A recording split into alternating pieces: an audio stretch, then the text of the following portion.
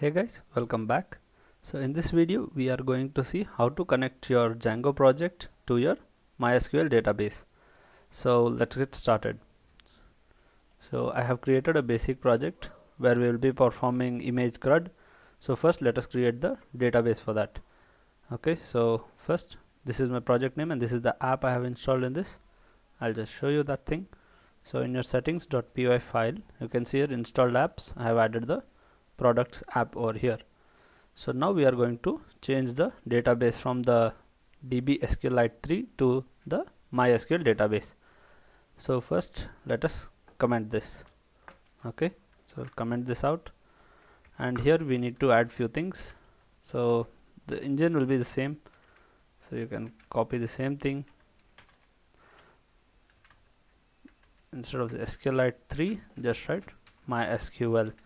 Okay, so similarly you'll need to give the name, that's your database name. So I have created a database. I'll just show you here. So here it goes, Django ecom. Okay, so we are going to open this database. There are few things before. I'll just remove that, and so I have deleted all the database whatever was here. So our Django ecom database is now empty. So you can see no tables found in database. We are going to connect to this database. So here it is, name, I'll give Django ecom. So make sure the spelling is right. I'll just copy from here to avoid errors and paste. Okay, so name, and then the host you have to tell. The host is going to be localhost, or you can write the address of that 127.0.0.1. okay, so host, and then the password is null for this by default, and add the user. So it's a good practice to add it before username, that is root. So if you are using MySQL this xampp server, you'll have the almost everything will be same, username, password and host. And lastly, port number we have to add over here. Say port colon, you will get the port from your xampp this control panel. So you can see here port 3306. So you can just put that over here 3306 and save this. So you can just remove this, this is unwanted. Okay, so now we'll go to create our model and we'll do the migration and see. So now we'll open the products, and this is the template. So you can see models.py. so here we'll create the database, the table. So I will name it as class item. Okay, and this is going to be my table name. So I'll keep this in capital I, and inside this you have to say models.model, and here you are going to add the fields, the column names in the table. So first we'll keep ID is auto generated, so we are not going to include ID over here. So we'll give the name of the product, name equals to text field. Okay, and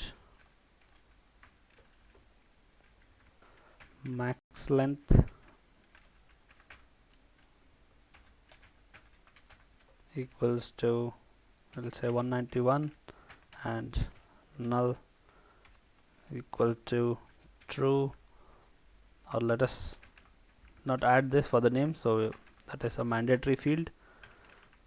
So with the name we are going to take the product price, say price, and this is going to be a text field, and we can give this as 50 length, and the description of the product, say description, and the image of the product. So description you can give a long value like 500, and this can be null. Okay, so let's give null equals to true. Okay, so now the image field, so I'll create image equals to image field, and for this we are going to generate a unique name every time we upload an image. So what I'll do, I'll just create a function over here, get file path, I'll call it, okay, and inside this what I'm going to do is upload to, I'll call the function name, okay. So copy and paste it over here. We'll remove all these things and we'll make it nullable. So null equals to true and blank equals to true. Okay, so now let us go to the function, and here we are going to pass the request along with the file name. Okay, so request comma file name.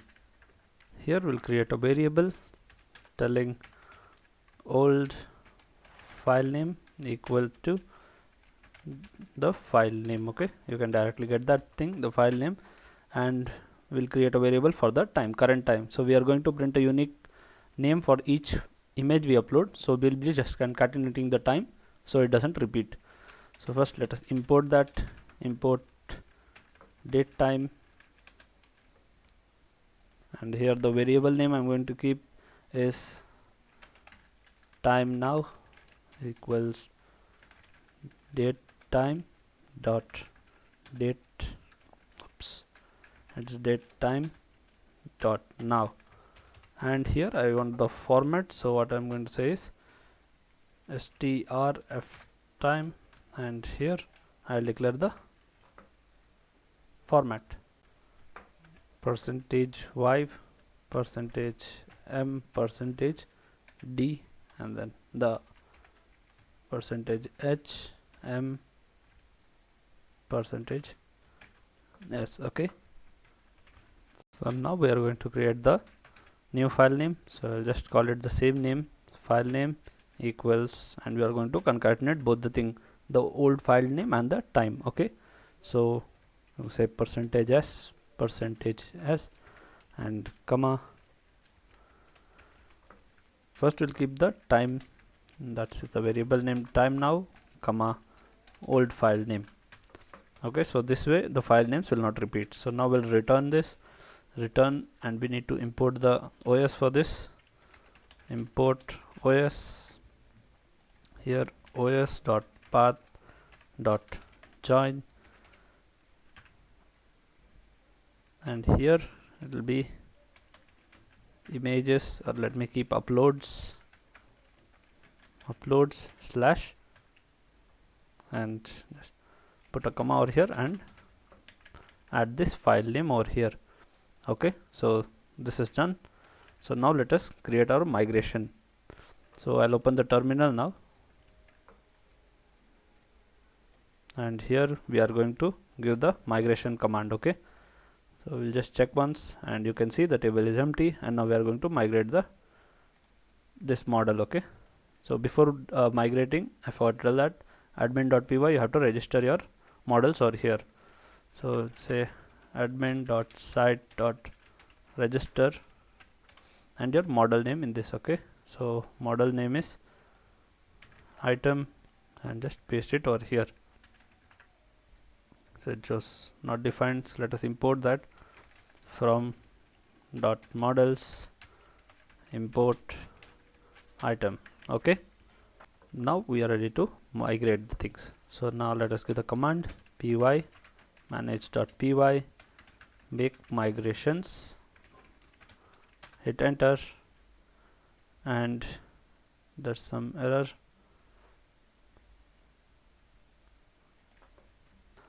Let's check to the database connection, and here this must be user. We'll just check with that if this works. So save and give the migration command once again. So you can see the migration is created successfully. So I'll just check it over here in this migration folder. You can just open and check over here, and this is our fields. Let us check in the phpMyAdmin in the database, and here I'm going to refresh. Okay, so it hasn't come here because we have not migrated the table, right? So this is just a migration, so it is created over here. So now let us migrate the table. Say py manage.py migrate. Okay, so hit enter, and this is some kind of warning, but it's working. And now you can see your database will be connected here, and you'll get all the tables here. So here's our table, products item. This is all Django gives default. We are just going to use this product of item, and here you have ID, name, price, description, image. Okay, so in this video we have seen how to connect our Django project to the MySQL database. So thank you for watching this video, guys. Please like the video and subscribe to the channel. Thank you once again.